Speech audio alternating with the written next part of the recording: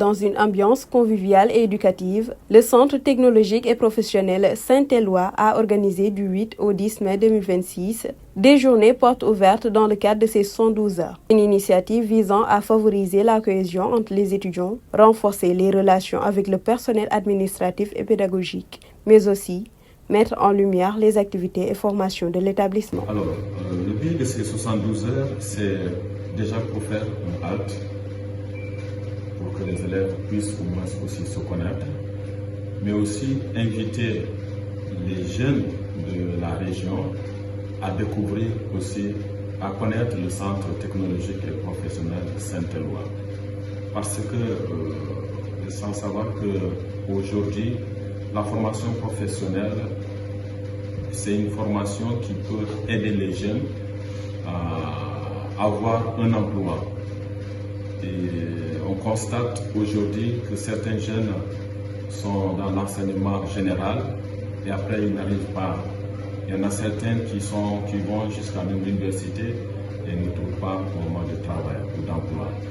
Mais à partir donc des centres technologiques et professionnels, les jeunes peuvent, à partir donc de 2 ans ou 3 ans, après avoir eu les diplômes, trouver normalement un emploi. À ce propos, un professeur souligne que l'objectif est de renforcer les relations entre professeurs et élèves.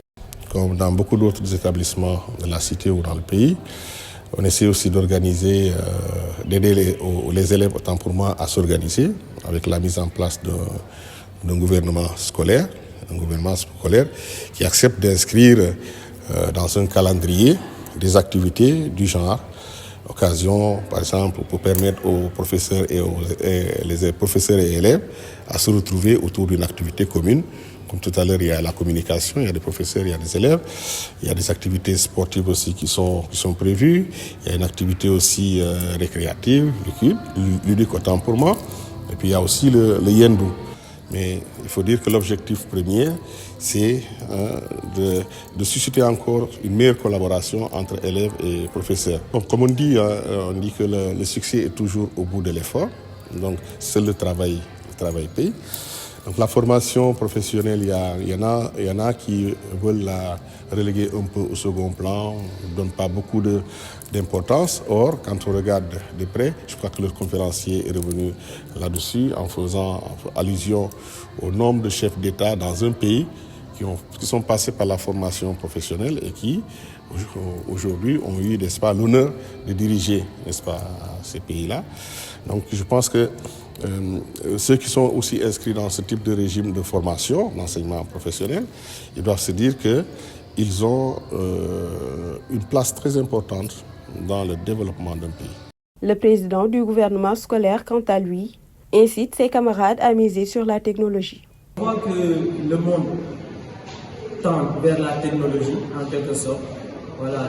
Et l'enseignement général, je ne néglige pas l'enseignement général, mais on voit qu'il y a des gens qui, je peux dire, échouent dans l'enseignement général.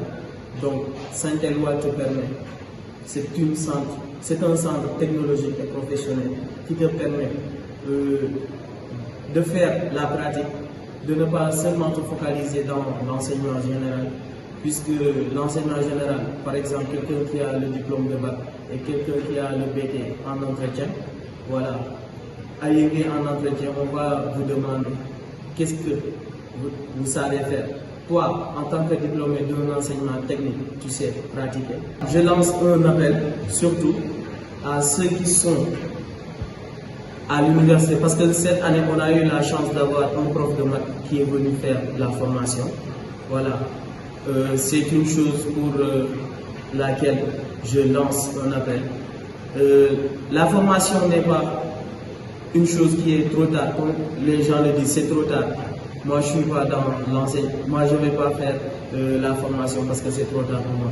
Rien n'est jamais trop tard. Porte ouverte, esprit ouvert, le centre technologique vient de prouver pendant 112 heures que l'avenir se construit en atelier, pas seulement en salle de classe.